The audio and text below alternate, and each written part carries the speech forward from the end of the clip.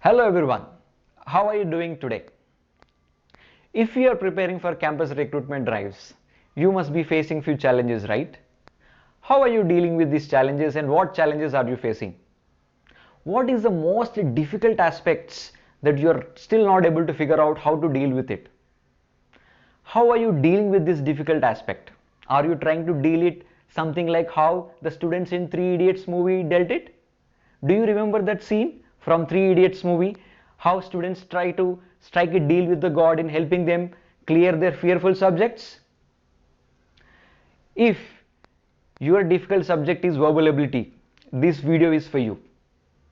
Lot of students find it very challenging, especially those who do not have strong foundation in English. They find it extremely challenging to deal with this subject.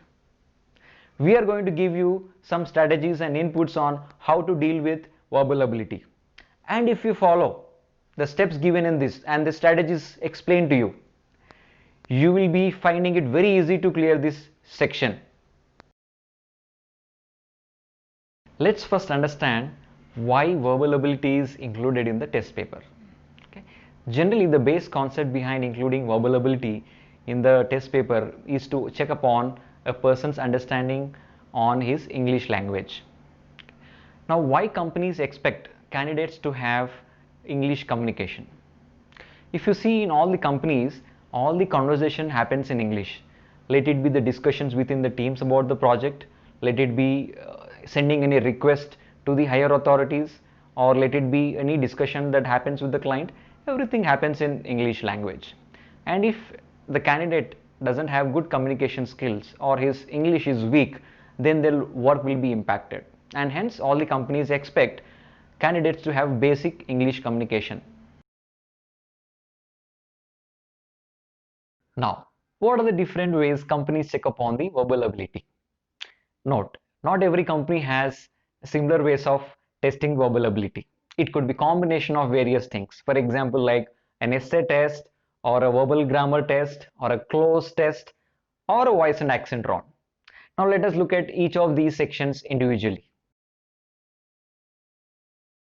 Essay writing helps the company in evaluating your grammar and sentence formation skills at once.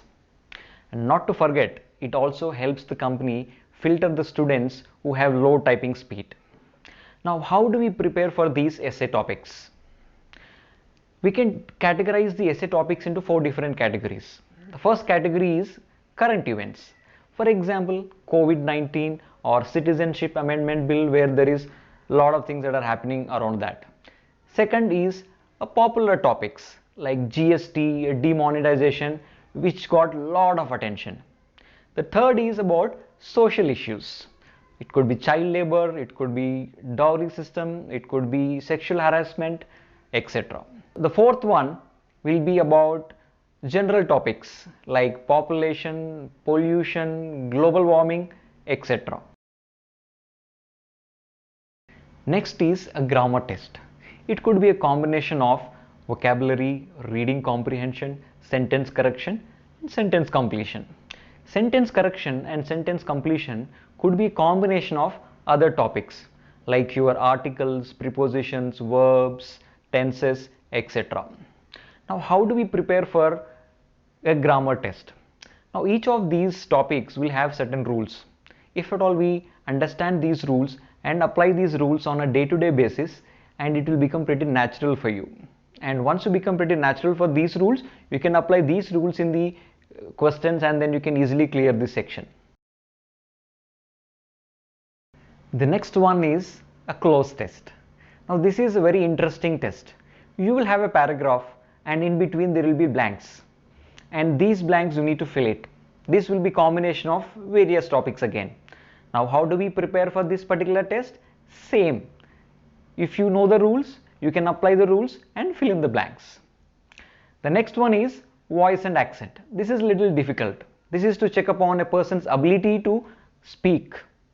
Now, what kind of companies require this voice and accent? Wherever there is a external communication that is required or enhanced communication skills are required, this is where they conduct the voice and accent round.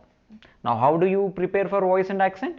It happens only when you practice in your day-to-day communication. If you do not practice day-to-day communication in English, this is very difficult to clear.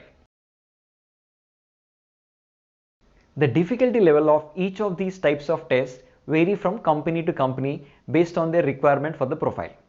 We would like to give you 6-step strategy that will help you deal with all the types of verbal ability tests. For number 1, verbal skills can be bettered only with practice. Learn the rules and keep practicing the rules.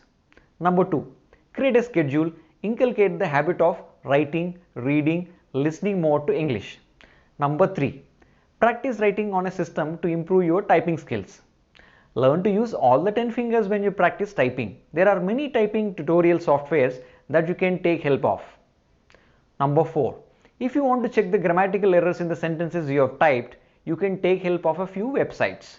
You can use Grammarly. It is a very popular site to check the errors in sentences. Number 5, listen to few audiobooks of your favorite genre. The more you listen, better for you. Number 6, apart from this, an effort of searching sample papers on the internet and solving the questions would add a lot of value to your preparation. Take as many mock tests as possible. We strongly believe that if you follow the strategy given, it will definitely help you. So keep practicing, keep listening, keep speaking, and keep learning until you become comfortable. Thank you very much for watching this video. Please give your comments if you like the video, and also let us know what else you would like to know about verbal ability.